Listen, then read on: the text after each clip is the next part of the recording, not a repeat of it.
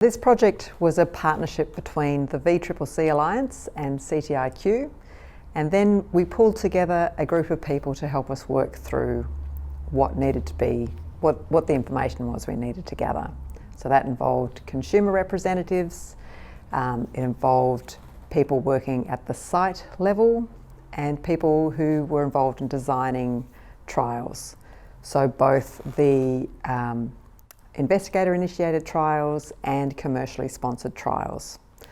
When it came to running the participant workshops, we also had a great facilitator from the Hunter Medical Research Institute. This is definitely a group project, and we really tried to get voices from across the sector to help us work out what was needed. There's several distinct pieces of work that are part of this toolkit. There's the literature review, there's the interviews that we did with staff working in trials, and we ran a whole bunch of workshops with people who've participated in clinical research as well. After one of the CTIQ meetings, I was chatting with Lisa Eckstein, the program director, about my experiences on my clinical trial, which I had finished about over a decade earlier. I had no idea how many other people were recruited to the clinical trial.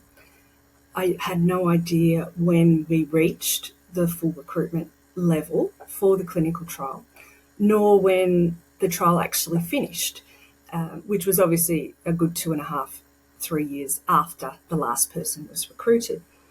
And I was not advised when an academic paper was published.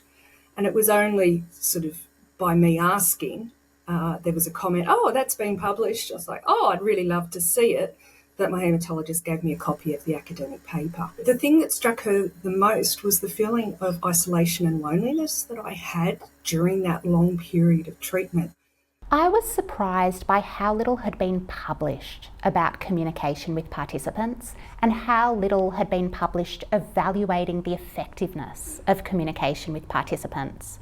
Because retention is a huge issue for clinical research. We know that the more you're able to keep participants engaged in research throughout its life cycle, the better your research is going to go, the higher quality your results are going to be, and the more quickly you're going to be able to complete that research project. At the end of my discussion with Lisa, we wondered whether my experience was something that was more broadly felt by participants in clinical trials.